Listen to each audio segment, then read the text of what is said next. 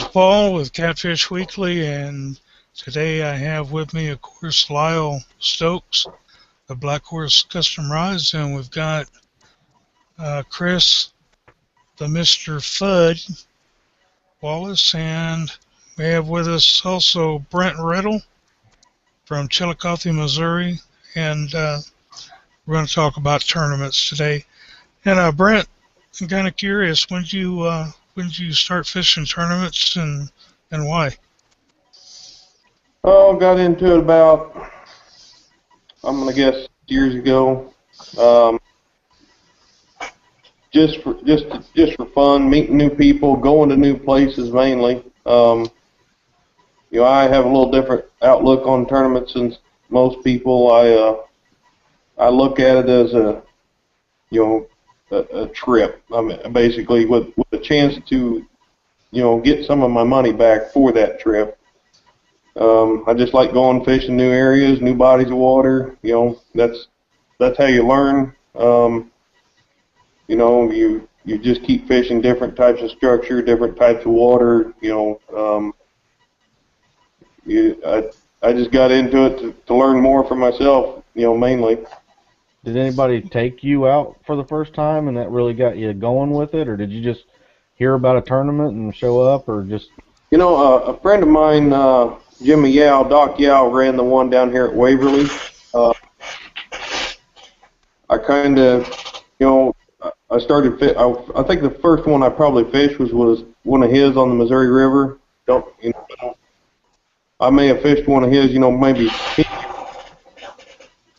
really start heavy fishing tournaments till, like I say, probably 5 or 6 years ago. Traveling anyway. But just that, and the new people you meet. When everybody gets together, everybody's talking. Catfishing community. For the most part, everybody gets along. Everybody, not afraid to share information and have a good time.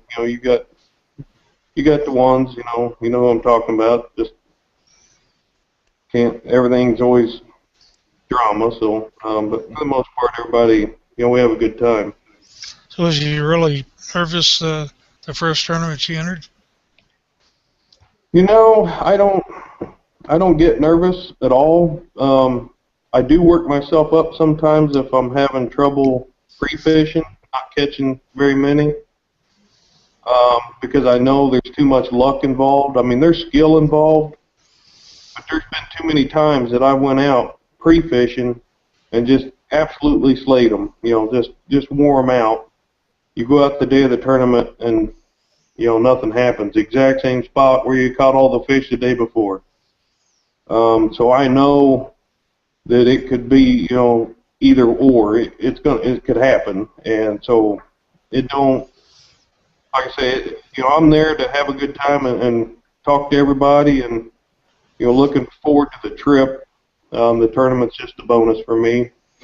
Do you believe in sore lipping the fish for? A certain amount. Do you pre-fish a certain amount of time before a tournament, or do you always pre-fish?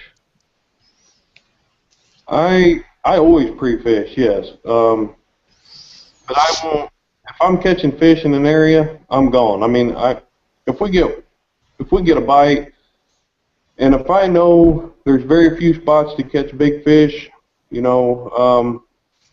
I'll tie bait on. I won't even use a hook. I'll just get the pull downs. I'll make sure it's tied on good where they'll just hammer the rod. Sometimes, you can get an idea of what size of fish hit. I have done that before, especially if I'm in an area where I don't have very many spots to go. I'll do that. Most of the time, I actually use a hook though, and I'll catch 1, 2 in that spot, and it depends on how quick, how fast I'm there. If I got to sit, I don't sit anywhere more than 30 minutes. I never have. Even if it's an anchor situation, if that fish ain't, but to me, 30 minutes is gone. Yeah, like would you When you do pre-fish, do you not pre-fish like for a certain amount of days before a tournament? Like if it's only 3 days till the tournament, will you still go pre-fish, or do you like to do it within 3 days of the tournament, or like what's your time frame on pre-fishing in tournaments, for tournaments? If I haven't ever been there before, I really like to go 3 to 4 days ahead of time, and not necessarily just to pre-fish. That's finding fresh bait. I'm firm believer in fresh bait. So maybe just like the last trip to Owensboro, I literally pre-fished about 4 hours out of 3 days. The rest of it was looking for fresh bait. Drove all the way to Tennessee, down to Pickwick to get fresh bait, and we drove a lot of extra miles just trying to get fresh skipjack. So I was there 3 days to pre-fish and only got to pre-fish about 4 or 5 hours, and like I say, we just, luck plays a big part of it. It's just, you're drifting, the longer you can keep your rods in the water, the better chance you're going to have. I see all these guys running up and down the river. They might pass me 5 times in a day. I'm like, how are you going to catch any fish with your rods in the boat? I mean, that, I might drift 4 miles in one stretch. Just leave my rods in the water. And don't know if there's fish here or not, but how you going to know it if you don't go over it? I don't do a lot of running. Yeah. Now, we was talking a little bit before we started the live deal. You mentioned there was a lot of tournaments you like to fish, and which trails? Go over the trails again that you were talking about a little bit ago. Well, like I say, I don't fish one any more than the other. If I had to pick one to go to every year, it'd definitely be Monsters on the Ohio. I mean, for the amount of boats and the area, that's the best tournament I ever go to, and I've been to them. East Grand Forks 4 or 5 years. I've been, I fished a lot of Cabela's, Bass Pro, Catfish Chasers, Brad's Kansas City Cats. I fish a lot of them, but Brad always puts on a good tournament. We always have good guys. Always have a good time on them.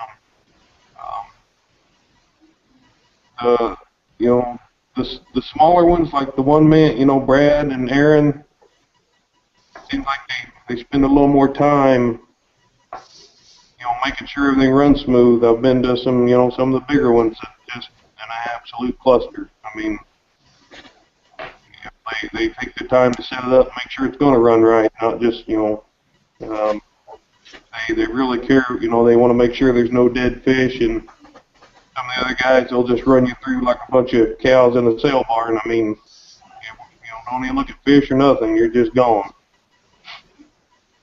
Yeah, I agree. Monsters on the Ohio, Aaron really, he's put a lot of his own time and energy into it, and he really, you can tell with how that tournament's ran that, he's, there's always things that can be better, but he's already got it down to a really good, smooth ran tournament that, he covers a lot of things, like you said, with the fish being healthy, and they have the DNR on site to inspect them and help with data collection for the conservation efforts on the Ohio River. As far as getting boats in and out of the water, getting them, up on the stage to weigh in, and everything the way he has it set up is just, it does make it probably the best tournament I think I've ever been to as well. I'd agree with that. I've been all over too, and heads and tails, that's one of the best run tournaments, and Aaron's got his heart and his mind in the right spot with trying to take care of the fish and do all the stuff, and being in his position a few times, it's really hard to get all that done, and he has really made that the tournament to fish from my perspective. As a tournament fisherman going out to looking for a place to go to a tournament, if I only got to fish one tournament a year, that'd probably be it. Yep, and of course, Lyle, never heard anything. I've never had the chance to fish one of his tournaments. Not because I don't want to. It's just it never works out. I've been down to that area fishing a lot. Would love to go down there because I always have good luck down there.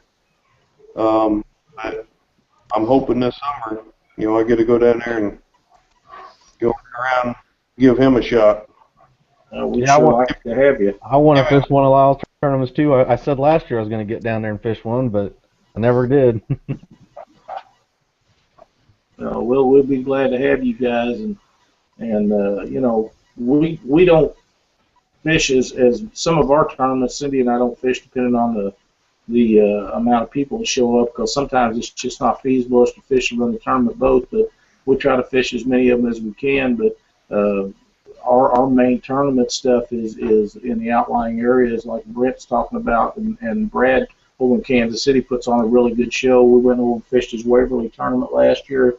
It was a great turnout and a good bunch of people over there. And the Cat's Incredible tournament up in North Dakota was just simply a blast. Old Doc and his brother there, a hoot, and everybody that runs that is just outstanding. They do a really good job. But like I say, Aaron, I think he's got it going on down there. Yeah. Brent, you were talking about you think fresh bait is key. In tournaments is for what types of water, say do you fish any lake tournaments? When you fish lake tournaments, what bait do you try to bring? When you're fishing a river tournament, what bait do you try to bring? What do you like to have on hand?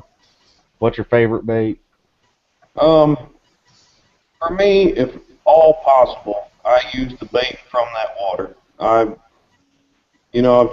If it's shad, if I go north and it's shad or alewives or carp even up in the lake, I really try to get bait from. I always take bait, but man, I'll work my butt off to try to get bait from that body of water, and fresh. Down south, of course, it's skipjack. It's whatever the main source of food is in that body of water. That's what I try to go after.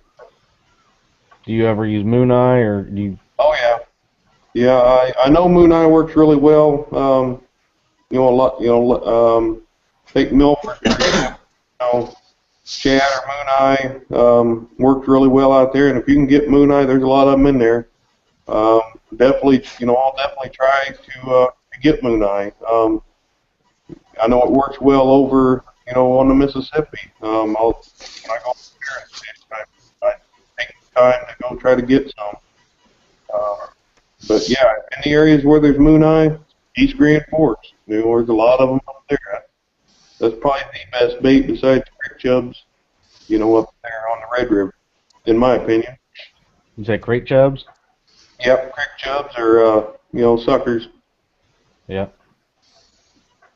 I'm curious how many different fishing licenses you got to apply for a year.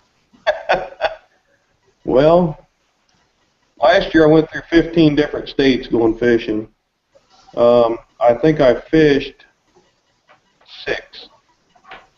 We hit 8. That's just pretty common for guys that do much traveling. And and if you're going to hit the bigger tournaments, that's what you got to do. Is you got to travel a little bit. And like you saying earlier, for us, it's like a mini vacation. We get to go out and get away from the house a little bit and fish some new water, meet some new people, and that's what makes the fun of it. Yep. Go down, see everybody. Some of these guys you only get to see, 3 or 4 times a year, maybe some of them, once or twice. But most of the guys out there, are not afraid to share information. I mean, they're probably not going to give you GPS coordinates, but, a lot of the guys, if you walk up to them and ask them, what was you using for bait, was you on the channel, was you on the ledge? Most of the guys are going to tell you. I mean, I know there's a few out there that kind of give everybody the cold shoulder when they ask, but, for the most part, even, heck, most guys just don't mind sharing. Yeah. Yeah. Brent, how much of your fishing is drifting? Is the majority of it drifting? Here, real quick, I want to do the code. I'm gonna say other than the Missouri River around home, I'm drifting, and that's only because and then I try to bottom bounce. But for the most part, I'm moving. I mean, I very seldom throw an anchor.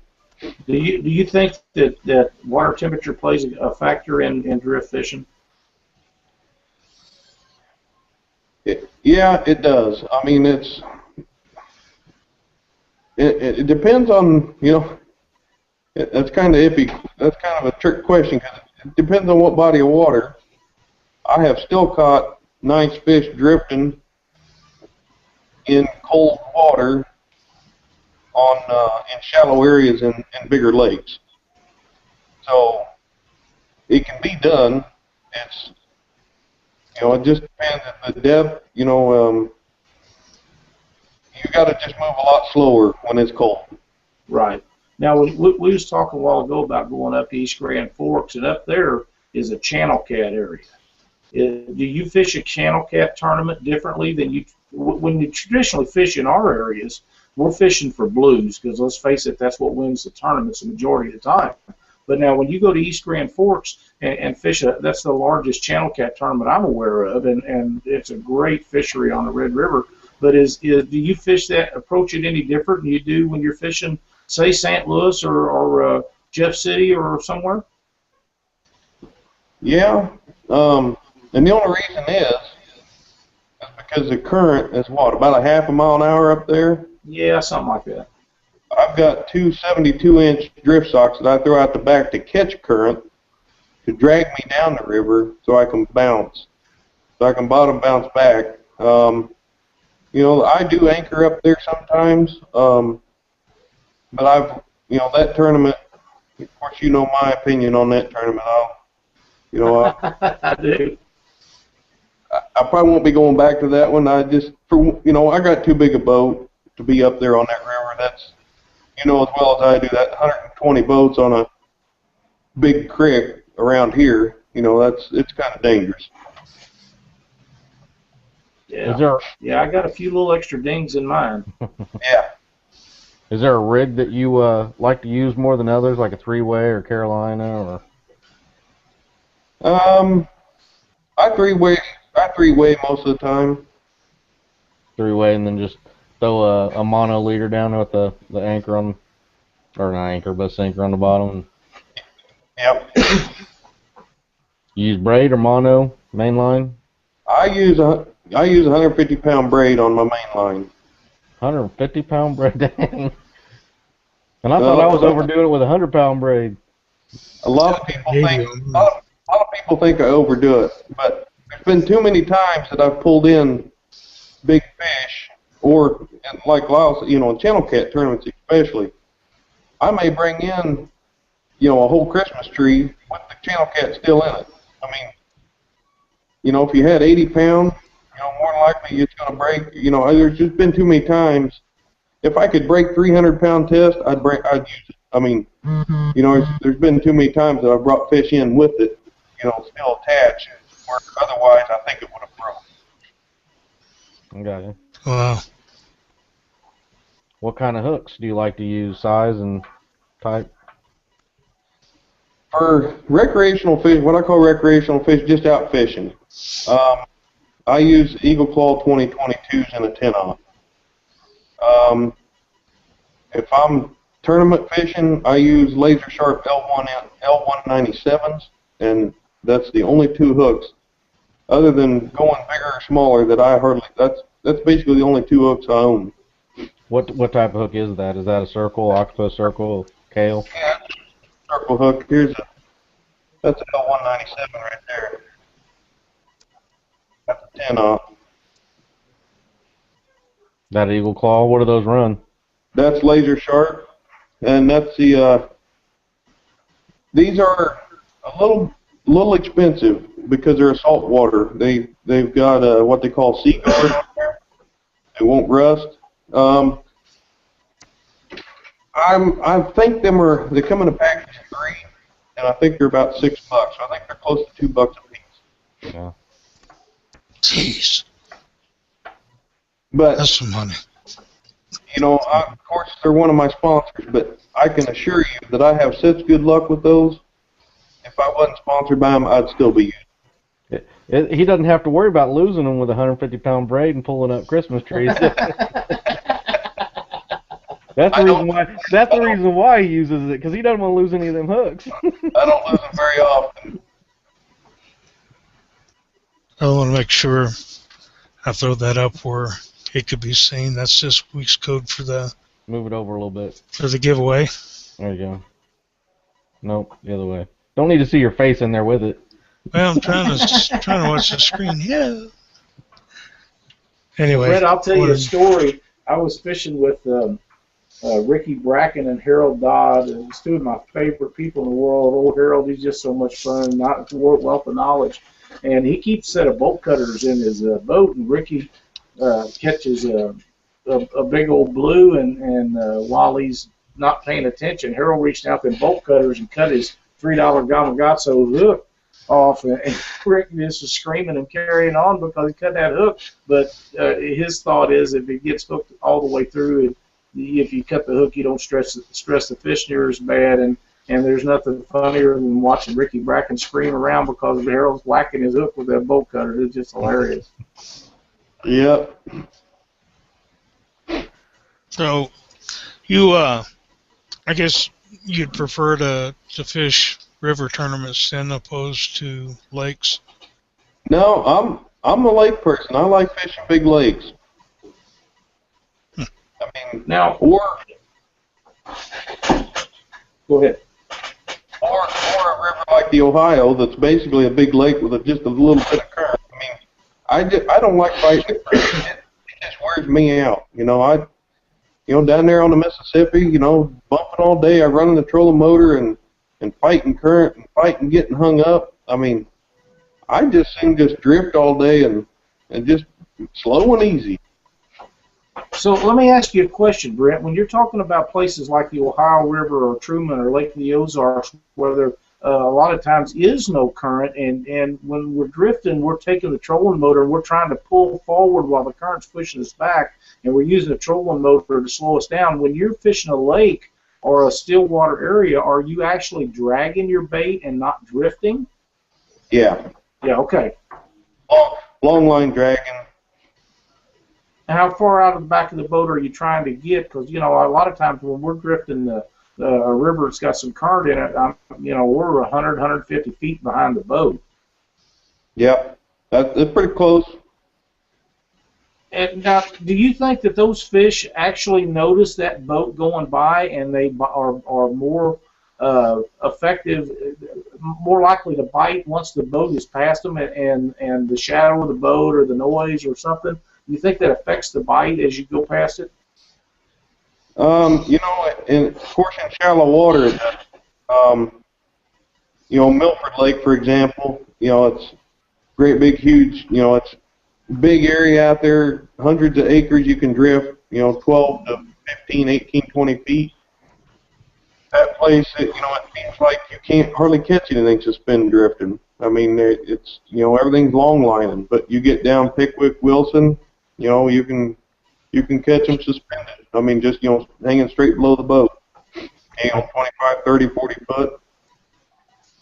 I think I remember either reading or seeing somewhere that, like, if it's a shallow enough area between the boat and where the fish are on the bottom, actually when the fish scatter, they go out and they end up coming right back into where they were at. They just scatter out, come right back in. So if they did that, that would make sense that, the boat goes over them, they scatter out, come back in, then the bait comes right by them, But yeah. I think it has to be a certain, longer, a good amount of depth to really get some fish to jump out of there. Or to not, a shallow, if it's shallower, they'll do it, and then if it's deeper, they probably don't do it as much. Yeah. Hey, Paul, there's a couple of guys trying to get on and can't get on. If you could jump on the Facebook page there and try to get them straightened out. I don't know what to tell them. Can't get on. They said they can't get this show live.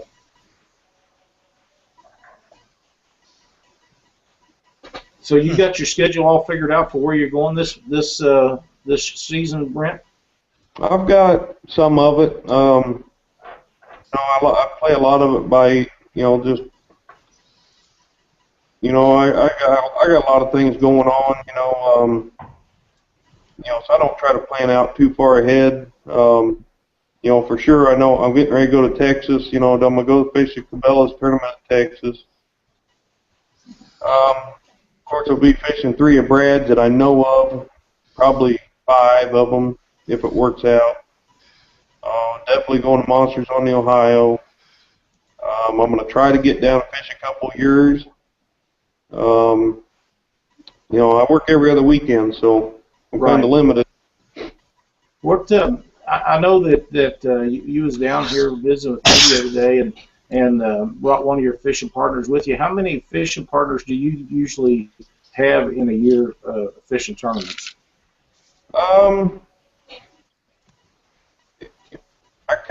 I think I fished with 4 last year, but basically whoever's off and whoever wants to go. Of course, Terry Cook, he tries to go to as many of them with me as possible, but if he can't make it or something else, well, I'll find somebody else to go. Right. I knew that you had more than one, and a lot of that does depend on people's work schedules and different things, because from my perspective, there's very few of us I can't make a living catfishing, so, fine, of course, Cindy and I fish all our tournaments together, basically, but I knew that you had different guys that you fished with. Yeah, if they got a thick enough billfold, I'll take anybody. It's not cheap, you know that. No, it's not. It costs a lot of money to fish tournaments, and one of the things that has impressed me about you is if people ever see you at a tournament, they should come up and check your boat out, because everything has a place, everything's put away, kept nice, clean, neat. It's just amazing, because tournaments actually get hectic at times, and things get thrown around and moved around and put around, and every time I see your boat, it's just spotless, and it looks really nice. And for guys that are out looking for sponsorship, if they would take a look at some of the stuff like you have, they'd understand what guys that are in sponsorship position are actually looking for. Yeah, it helps. It really does. I mean, if you have a spot for, say, your fish grips, you get a big one on, or you don't have to go searching for them. You caught the last big one, you just give them a chuck out of the way. I mean, put them back where you found them. I always keep, rigs retied, hanging here on the rod. I always keep 2 spare rods. The minute I break one off, I'm sitting there tying another one. As soon as I get it repainted, put back in the water, I'm retying my spares, I got a rod ready to, if you ain't got bait in the water, you're just yourself. I mean, that's exactly right. The more time you can have bait in the water, the better off you are. What do you think about day versus night tournaments? I like day ones better myself. I just, the whole safety factor of it. On the lakes, it don't bother me that bad, but I don't like running the Missouri River, or the Mississippi that much in the dark, just because I've seen things that come down it in the daytime, let alone, sitting backwards watching the whole time, and, you look up and the barge with no lights on whatsoever. That happened last year. I mean, spotlight on, straight tap, and you're coming down the river silent as hell, and all of a sudden, this guy put a card up in front of me. I mean, with no. Yeah. I'm thinking, I think okay. somebody just got flashed. I first because his face is red as Cindy and I really like fishing nights. We do a lot of fishing locally here at night, but you're right, and I feel that way too. Now, we used to usually have a couple of night tournaments, but I didn't schedule any this year, and some of the guys are kind of sounded off a little bit about it, but because of the heat, and you can fish at night, and it is a lot cooler. But I've noticed when we went to fish Brad's tournament over in Waverly last year, normally if we'd have been fishing someplace I was more familiar with, I would have done a lot more moving around. And I basically didn't because I was not familiar enough with the water and the water conditions that I felt comfortable about moving around and on a cloudy, dark night. Yeah, and there's too many guys. You know, I've been on too many big lakes where guys think, you know, they think their GPS, you know, is a key to, you know, a ticket to go wide open in the dark with no lights on. I mean, just because they got GPS, but you know, I've seen too many guys just run them wide open, no lights, you know, 50 mile an hour down the lake, and you know, I don't care for it. Okay, guys, I got a question here for you, Brent, from Jim Perry. Uh, about preserving skipjacks, he understands that he needs to use lots of ice and keep them cold until you start to do the preserving process, which is his question: what is the best way to preserve them to guarantee freshness? I go catch my own skipjack early in the spring. I take a cooler with me with ice, and you know, I throw them right on the ice immediately. I mean, as soon as I catch them, they're on the ice, and they don't leave ice till they get vacuum sealed and put in the freezer. And that's all. You know, I might catch, you know, 50 or 100, go vacuum seal them, and you know, it's always as quick as possible. I mean, the quicker you can get them vacuum sealed and froze, you know, that's the way I do it. Some people add salt to them. I don't. You know, I just make sure they're vacuum sealed and kept on ice the whole time. Cause, you know, that skipjack goes soft in a hurry. I mean, them things. You know, of course, everybody knows 3 flops in the boat are dead. I mean, they just they lose blood really quick. I mean, the more you can keep that in the bag with them and keep them on ice, the lot better you are. You know, we take a vacuum sealer with us when we go after them. We vacuum seal and put them on ice right then and there. And when you come back home, and since then we've actually bought a small freezer, and I've got a generator, and they'll be vacuum sealed, put in the freezer, and brought back that way from now on. Yeah, that's what I do. Brent, would you? I like to talk about, you know, the conservation part that tournament anglers play, as far as keeping the fish alive ourselves. What does your live well have in it, or what do you do to help keep fish alive during the tournaments? I have 2 recirculating pumps. I have a freshwater fill pump, and then I have also a pump that pumps water out that's on a float system. So if I get 2 big fish in there, I just turn it on to on. I mean, I just let it run full bore, just recirculating 100% water all the time. If I've got a trailer very far, I got an oxygen tank and a stone in the live well. You know, I'll turn my oxygen on. As soon as I get out of the water, the oxygen comes on. You know, if anybody's ever seen me try to get fish out of the live well, you know, especially down at Monsters, I had them fish in there and running it all day, and I dropped a big fish twice. Could not hold on to them. I mean, sometimes it's, you know, and it really works. You know, I talked to Daryl and Jason Massengill. He recommended I get this the 1,200 gallon per hour pump, because my problem was I could pump it in, and I actually put another 1-inch drain in it, and I couldn't get rid of the water fast enough. So he said he had this float system, you know, on a pump that actually pumped the water back out, and I did that, and now my live well just maintains that certain you know, level. I can pump it in, but I can get rid of it a lot faster than I can pump it in. So that float system, it works great. You never have any problems? Have you ever lost a fish, or do you put salt in your water, or? I never run salt. I lost fish. I have not lost a fish since I've set this up this way. I lost 2 fish the very first time I fished the Monsters tournament. They were small fish, and you know, they looked almost dead when I pulled them in the boat. You know, I don't know if something was wrong with them or what, but you know, I went with this setup, and I've been doing really good. And would you think that for the most part, from the other tournament anglers you see, a lot of us put a lot of time and money and effort into our live wells. Would you agree with that, or do you try You to know, help people with that as well, or?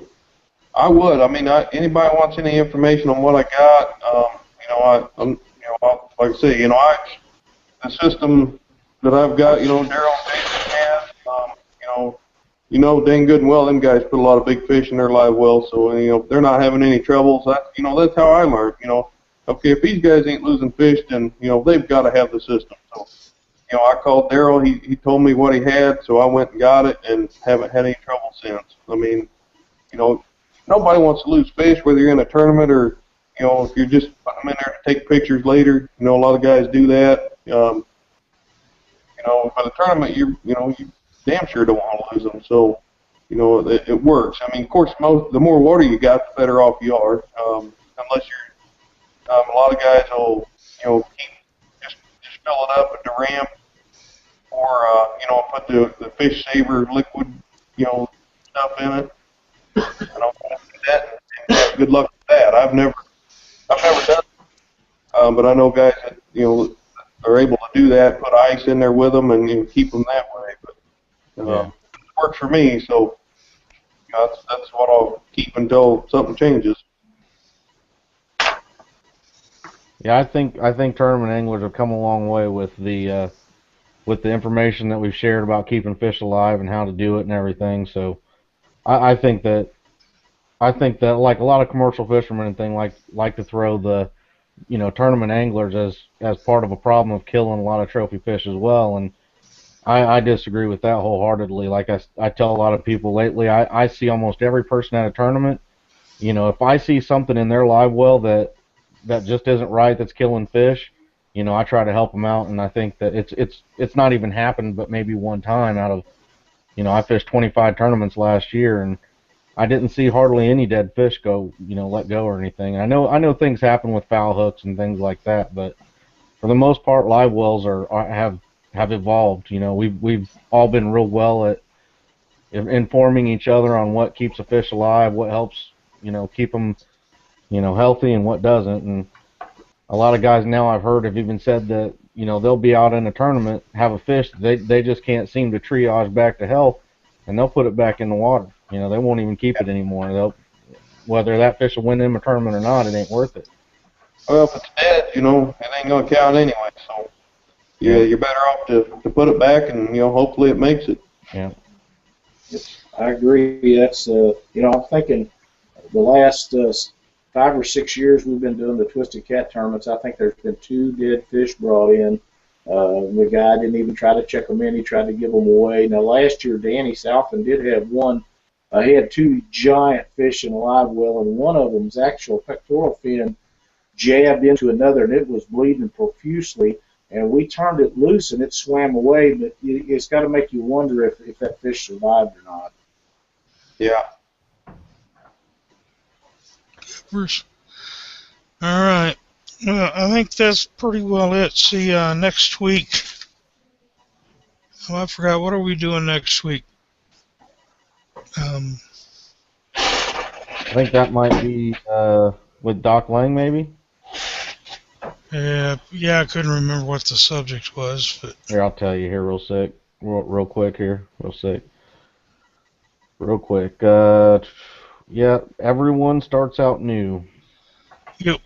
That'll be a good subject. Brent, we'd like to thank you for coming on and being with us tonight. It's great to have you here, and I know a lot of people that know who you are, and it was just wonderful that you had joined us tonight on our little show. Yep, no Definitely problem. appreciate it. So with that, take care, and until next week, we'll catch you next Sunday at 6:30.